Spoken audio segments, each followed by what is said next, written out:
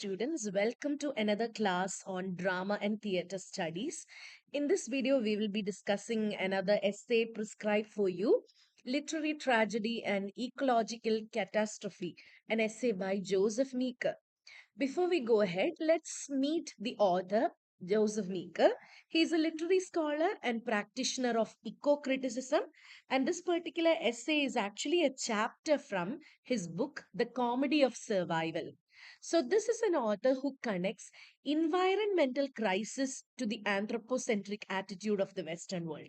Now, in the Western world, they have an anthropocentric attitude. That means they consider humans as the center of all activity. So, this essay is actually connecting, not just this essay, the body of Joseph Meeker's work actually connects anthropocentric attitude, that human centric attitude, to environmental crisis.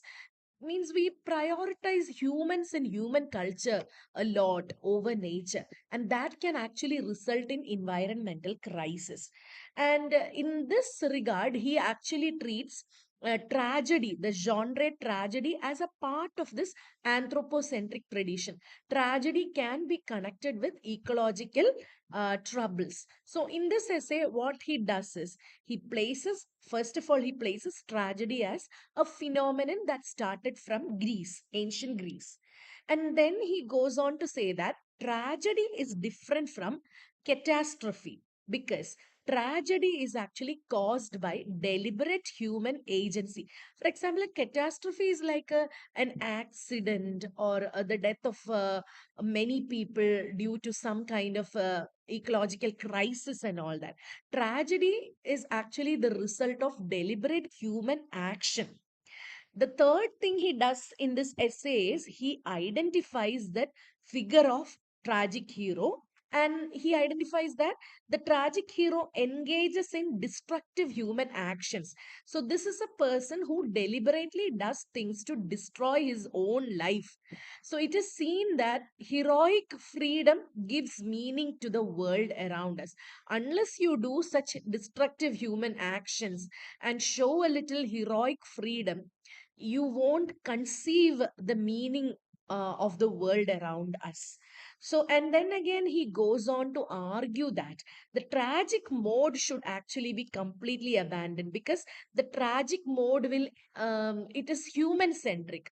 A comic mode should be embraced because a comic mode or comic attitude of life will actually return us to a relationship with the natural world. It will redeem our relationship with the natural world that we are inhabiting.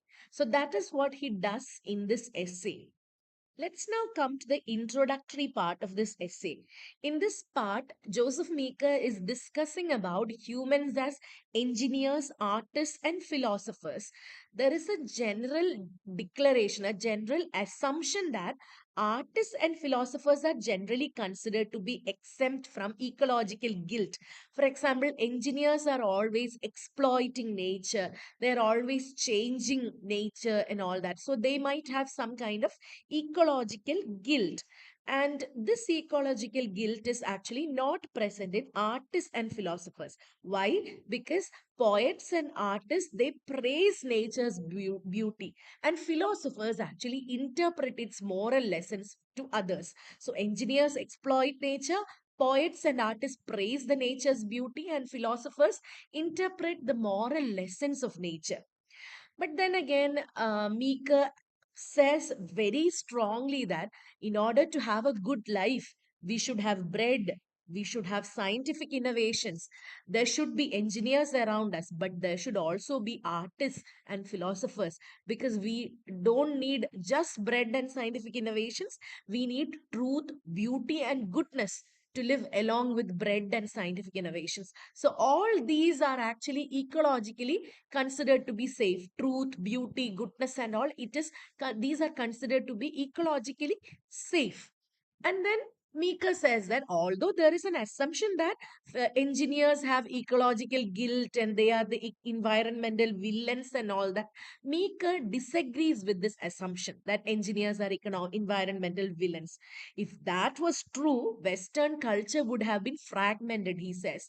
If you believe that engineers are ecological environmental villains, Western culture would be more fragmented.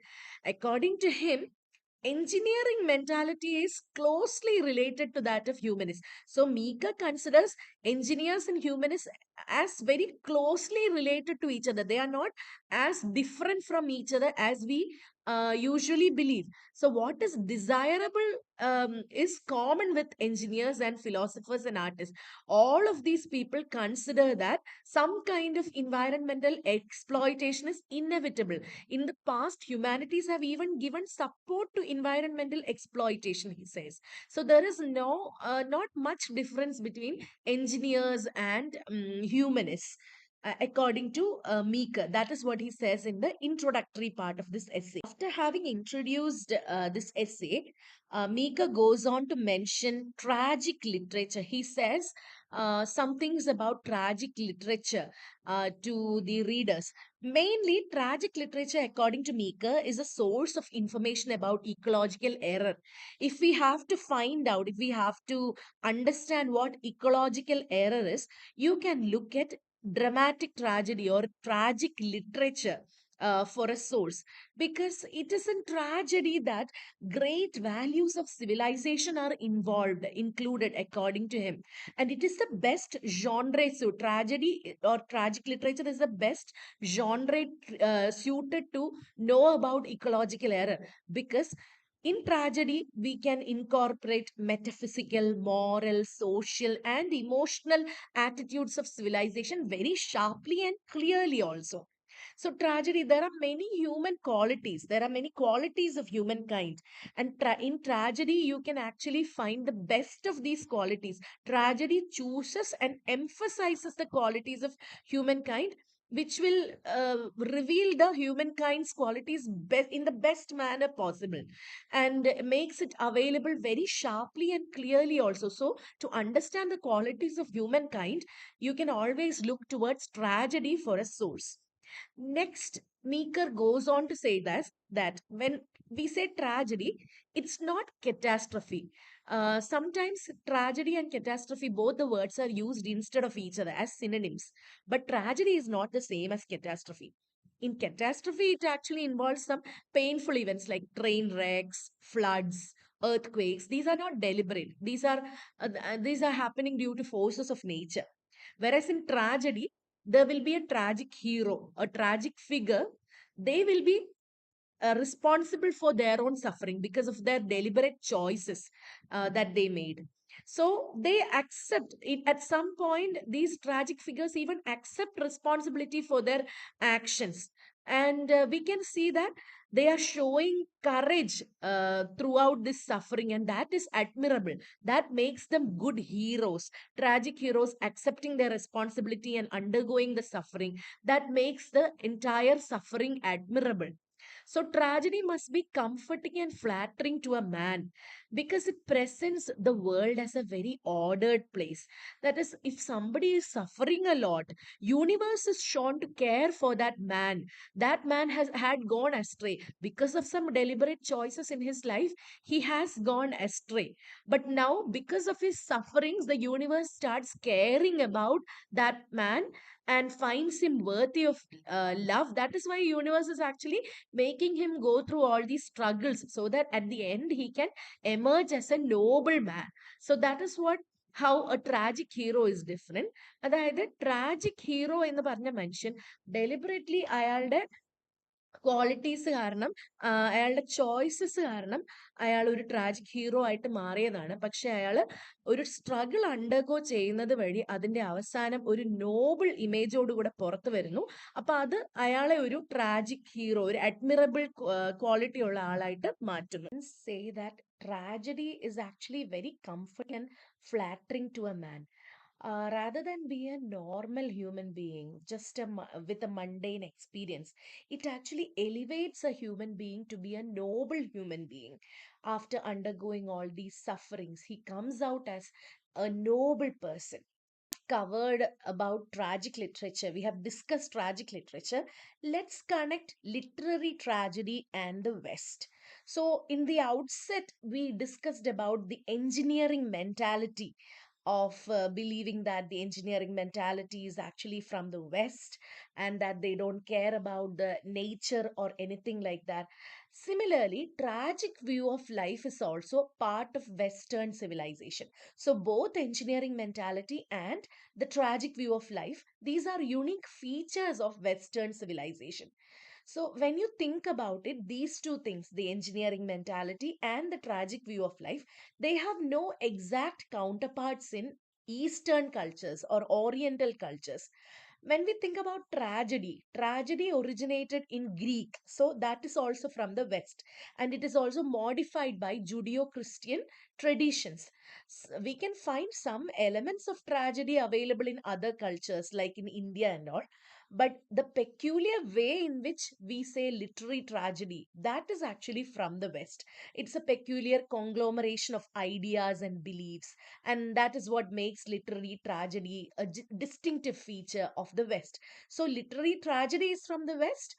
Engineering mentality is also from the West. So, here Joseph Meeker draws a parallel between tragedy and ecological crisis. Both of these, tragedy and ecological crisis, grew out of interweaving of a few basic ideas. There are a few basic ideas that make tragedy, which happens to be from the West. There are a few ideas that make ecological tragedy, ecological crisis, and that is also from the West. These are important to Western civilization. That is how Meeker draws a parallel between tragedy and ecological crisis. Of Meeker uses three ideas to illustrate this point that tragedy is from the West and ecological crisis is also an idea from the West. So the 3 points he puts across. The first thing is the assumption that nature exists for the benefit of mankind.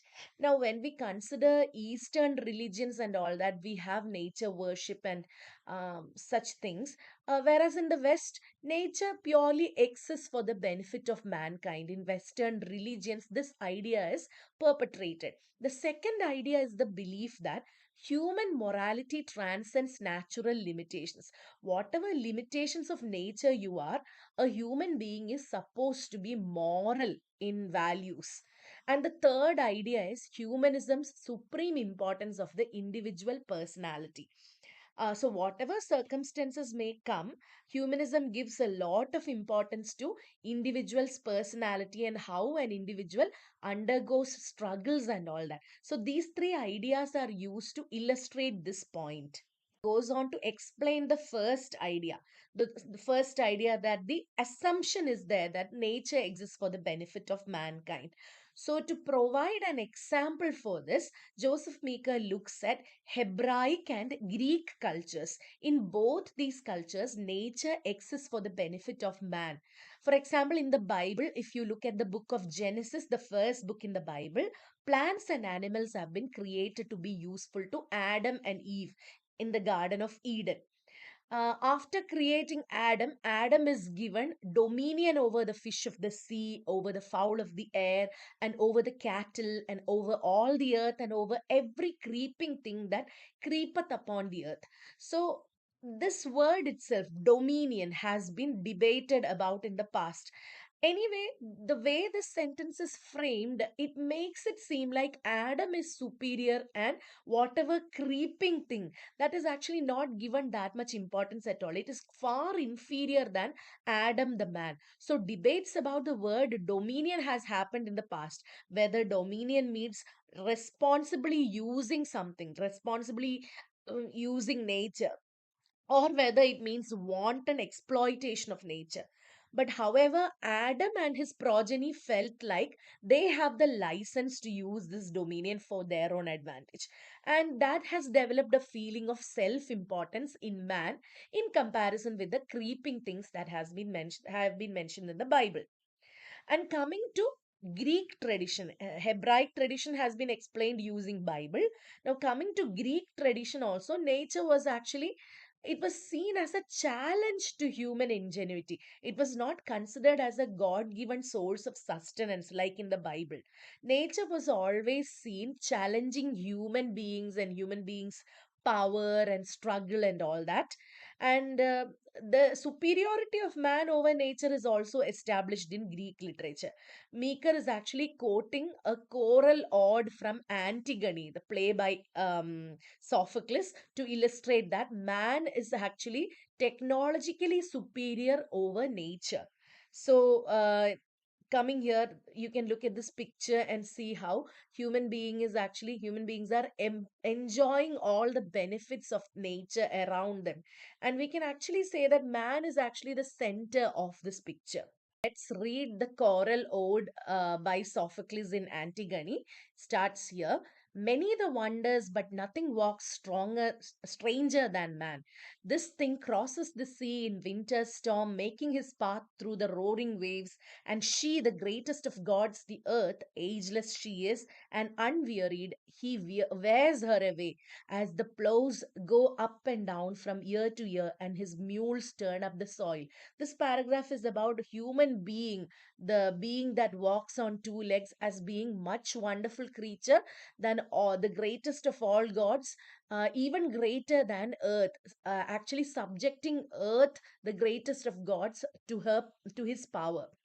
Gay nations of birds he ensnares and leads, wild beast tribes and salty brood of the sea, with the twisted mesh of his nets, this clever man. He controls with craft the beasts of the open air, walkers on hills, the horse with his shaggy mane he holds and harnesses, yoked about the neck, and the strong bull of the mountain. So, this is all about the strength of mankind, how he controls the animals and birds around him. Language and thought like the wind, and the feelings that make the town, he has taught himself. And shelter against the cold, refuge from rain. He can always help himself. He faces no future helpless. There's only death that he cannot find escape from. He has contrived a refuge from illnesses, once beyond all cure. So, here also, human beings have language. That is one thing that separates him from all the other creatures on earth. He can always help himself. The one thing that he cannot beat is death. And all the other illnesses and sufferings, he can actually totally take control over. Clever beyond all dreams, the inventive craft that he has, which may drive him one time or another to well or ill. When he honors the laws of the land and the God's sworn right, high indeed is his city, but stateless the man who dares to dwell with dishonor. So even though he has all these powers, that he is clever and he has all these talents, language, ability, and all that, he has to honor the laws of the land, and whatever rules have been undertaken, have been laid out by the gods. If he does that, then he will be honored. He will have honor in his state. Otherwise, he will have to live his life in disorder. So, this is the idea behind this choral ode by Sophocles, written in his play Antigone. Because the Sophocles song that we just read, Sophocles actually places this rhapsody. That's what he calls this ode, this song, this rhapsody. It is about the greatness of man over the earth, which is the greatest of all gods. So, man is even considered greater than the greatest of gods. And this song is placed at a very crucial point in the Greek tragic drama Antigone. So, in this whole ode, we can see that praise of mankind is done, and it is done at the expense of nature. We can see in the first stanza that land is plowed and plundered by man, birds are no longer gay, and the reason behind all this is because of the cleverness of the man. And then the poet goes ahead and praises the clever man. Then man's superiority of nature is therefore considered as an essential feature of the tragic view of life. This Antigone is a tragedy, and at a crucial point of tragedy, what is discussed? Mankind's superiority over nature is discussed. So we can definitely say that man's superiority over nature is an essential feature of the tragic view of life. So man's tragedy comes not from his struggle to master the nature or the biological problems or anything like that.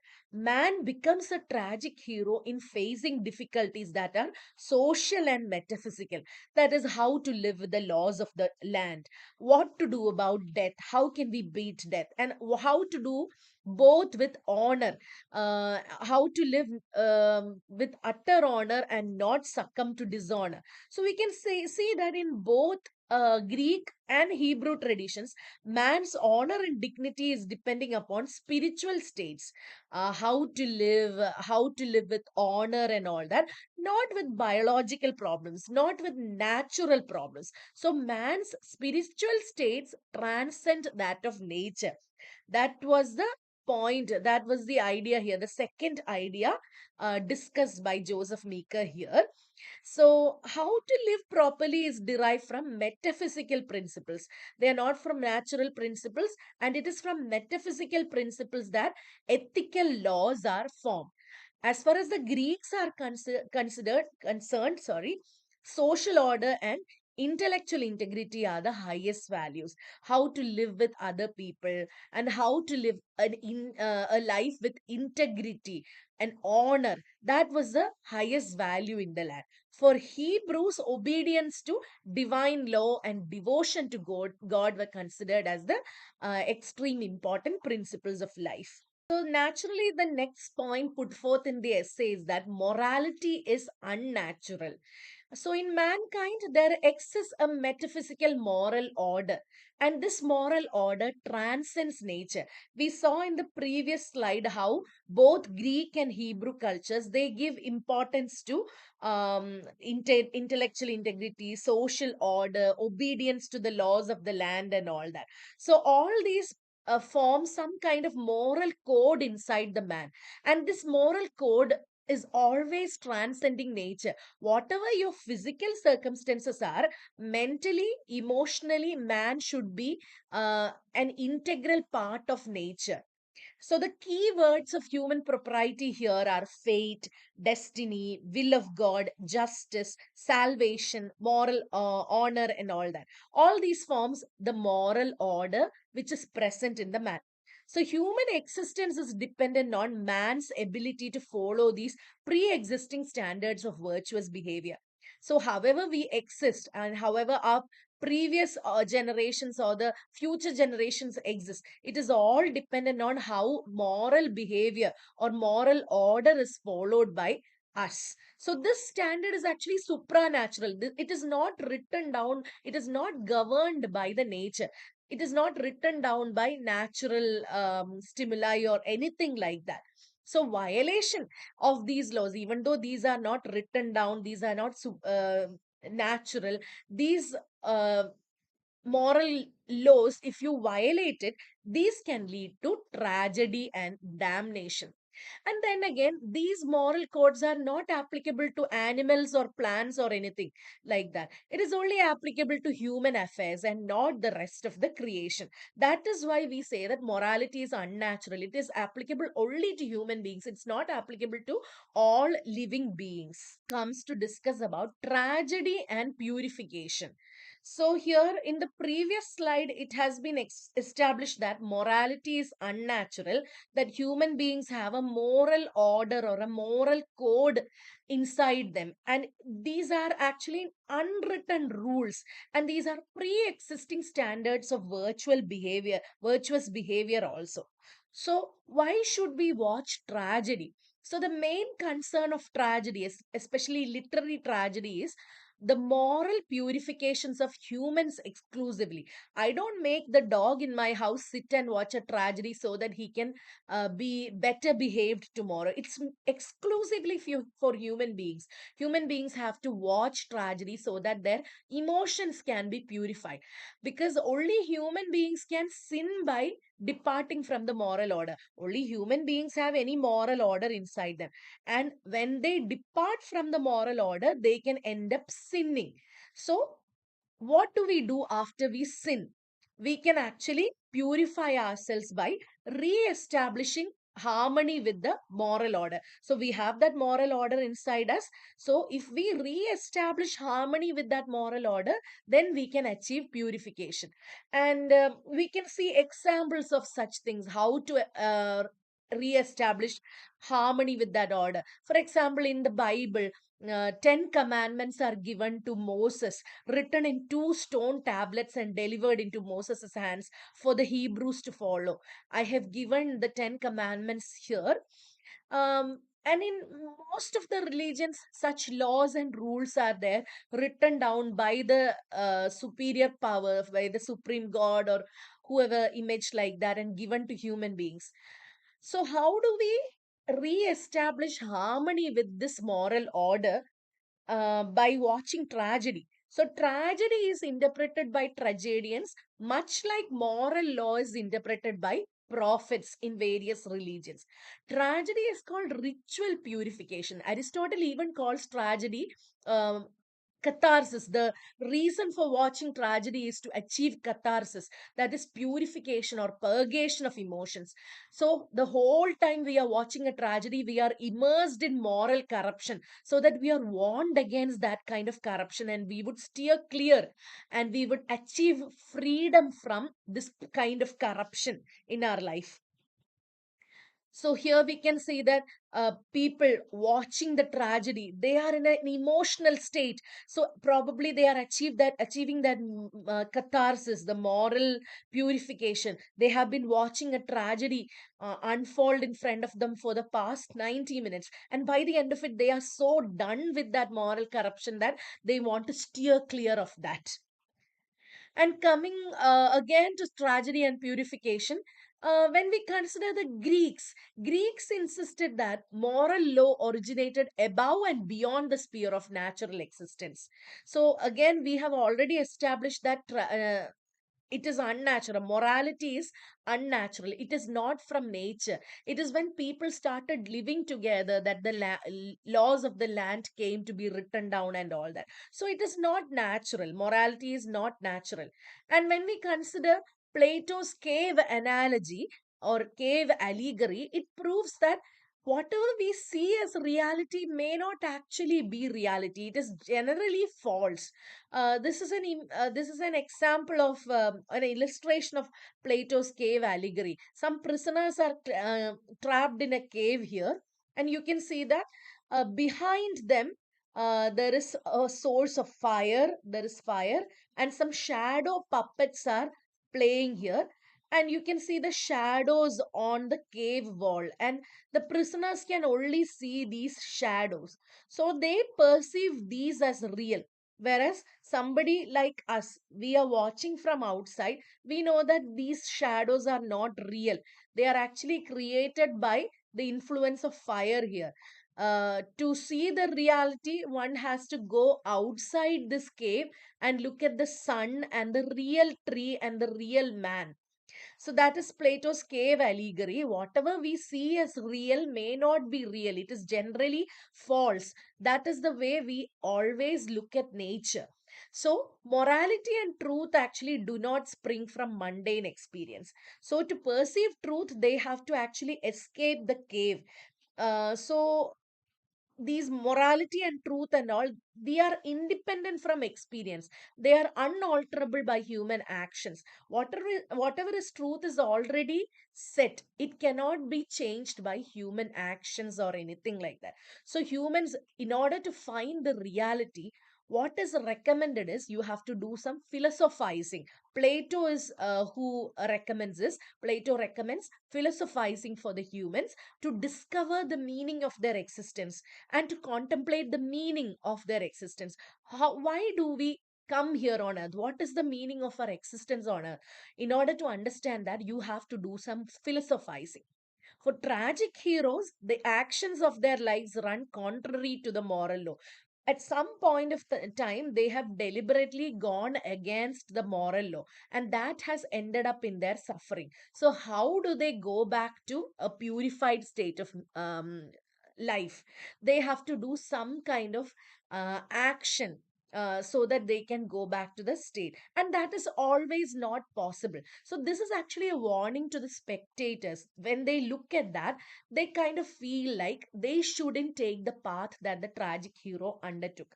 So, fate, the gods, moral law, these are all assumed to exist on a plane which is far removed from natural existence. Thus, he is winding up saying that tragedy and purification are closely related to each other. Human beings have to watch tragedy or undergo an ecological crisis to understand and come to an elevated state of mind where we are completely free from any bad emotions or feelings in our life.